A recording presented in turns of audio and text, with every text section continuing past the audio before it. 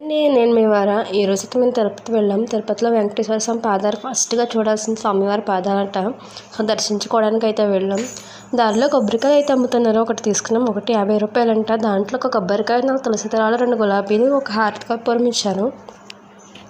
అవి తీసుకుని సైలెంట్గా స్వామివారి పాదాల పైకి నడుచుకుంటూ వెళ్ళాం. దారిలో ఈ చెట్టు చూసారా, ఇది సంతాన చెట్టు అంటండి. పిల్లలు లేని వాళ్ళు ఉయ్యాలలో పసుపు కొమ్మ కట్టితే పిల్లలు పుడతారంట అని అక్కడ వాళ్ళు అడిగితే చెప్పారు. మీలో ఎంతమందికి ఇలా కట్టారో చెప్పండి, మీకు తెలుసో లేదో కూడా కామెంట్ చేయండి. ఫైనల్గా స్వామివారి పాదాల దగ్గరికి అయితే వచ్చేసాం. చుట్టూ అందాలను చూడండి ఎంత అందంగా ఉన్నాయో. ప్రశాంతమైన వాతావరణంలో చాలా అంటే చాలా నచ్చేసింది నాకు ఆ వాతావరణం అంతా.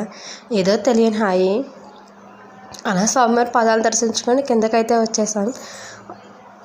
పైన కొంచెం సేపు అలా వీడియో తీద్దాంలే అనుకున్నా, కానీ కుదరలేదు. ఏదో కొంచెం వీడియో దొరికింది, అదైతే యాడ్ చేసేసాను మీకోసం.